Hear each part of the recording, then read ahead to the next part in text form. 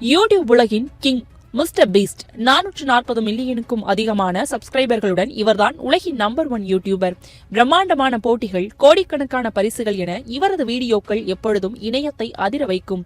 ஆனால் இப்பொழுது அவர் வெளியிட்டுள்ள ஒரு புதிய வீடியோ பாராட்டுகளுக்கு பதிலாக கடுமையான கண்டனங்களையும் கோபத்தையும் சம்பாதித்துள்ளது. அப்படி என்ன இருக்கின்றது அந்த வீடியோவில்? Would you risk dying for $5 lakhs? அதாவது 5 லட்சம் டாலருக்காக உங்கள் உயிரை பணயம் வைப்பீர்களா என்ற தலைப்பில் அந்த வீடியோ வெளியிடப்பட்டுள்ளது. இதில் எரிக் என்ற ஒரு ஸ்டண்ட் கலைஞரை தீயை மையமாக கொண்ட 7 மரண பொறிகளை கடந்து வருமாறு மிஸ்டர் பீஸ்ட் சவால் விடுகின்றார். ஆனால் இதில் முதல் சவால் தான் ஒட்டுமொத்த சர்ச்சையின் மைய புள்ளி. அந்த வீடியோவில் எரிக் ஒரு நாற்காலியில் கட்டப்பட்டு தகிக்கும் நெருப்புக்கு நடுவே ஒரு கட்டிடத்திற்குள் வைக்கப்படுகின்றார். அவருக்கு முன்னால் $5 லட்சம் ரொக்க பணம் வைக்கப்பட்டுள்ளது.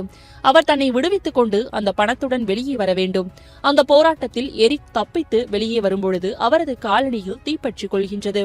உடனடியாக தீயணைப்பு வீரர்கள் ஓடி வந்து தீயை அணைக்கிறார்கள். இந்த வீடியோ வெளியான சில மணி நேரங்களிலேயே 44 மில்லியனுக்கும் அதிகமான முறை பார்க்கப்பட்டு இணையத்தில் காட்டுத்தீயாக பரவியது.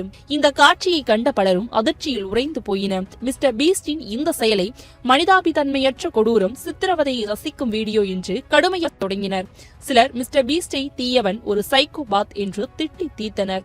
எக்ஸ் தளத்தில் ஒரு பயனர், இப்படியே போனால் மிஸ்டர் பீஸ்ட் ஒரு நாள் யாரையாவது கொன்று விடுவார். இவர் எவ்வளவு ஆபத்தானவர் என்பதை மக்கள் புரிந்து கொள்ள வேண்டும் என்று எச்சரித்துள்ளார். மிஸ்டர் பீஸ்டின் பதில் என்ன? கண்டனங்கள் குவிந்த நிலையில் மிஸ்டர் பீஸ்ட் இதற்கு பதிலளித்துள்ளார். அவர் பாதுகாப்பிற்காகத்தான் நாங்கள் அதிக முக்கியத்துவம் கொடுத்தோம், கவலைப்பட வேண்டாம் என்று கூறியுள்ளார். அவர் மேலும் கூறுகையில், ஒவ்வொரு சவாலும் பல தொழில்முறை ஸ்டண்ட் கலைஞர்களால் சோதிக்கப்பட்டது. தீயணைப்பு வீரர்கள், மருத்துவ குழு, ஆம்புலன்ஸ் என ஒரு முழுமையான மீட்பு குழு எப்பொழுதும் தயாராகவே இருந்தது. தீயை கட்டுப்படுத்த ஒரு தொழில்முறை குழு இருந்தது. நினைத்த மாத்திரத்தில் தீயை அணைக்க கில் ஸ்விட்ச் வசதியும் இருந்தது. நாங்கள் பாதுகாப்பை நீங்கள் கற்பனை செய்துவிட முடியாத அளவிற்கு தீவிரமாக எடுத்துக் கொள்கின்றோம் என்று விளக்கமளித்துள்ளார். ஆனால் மிஸ்டர் பீஸ்ட் சர்ச்சையில் சிக்குவது இது முதல் முறையல்ல. அமேசானில் அவர் நடத்தும் பீஸ்ட் கேம்ஸ் என்ற ரியாலிட்டி ஷோ மீது போட்டியாளர்களை துன்புறுத்தியதாக வழக்குகள் நிலுவையில் உள்ளன. சமீபத்தில் குத்துச்சண்டை வீரர் மைக் டைசனிடம் அவர் வாங்கிய ஒரு பஞ்ச் அவரை நிலைகுலைய செய்தது.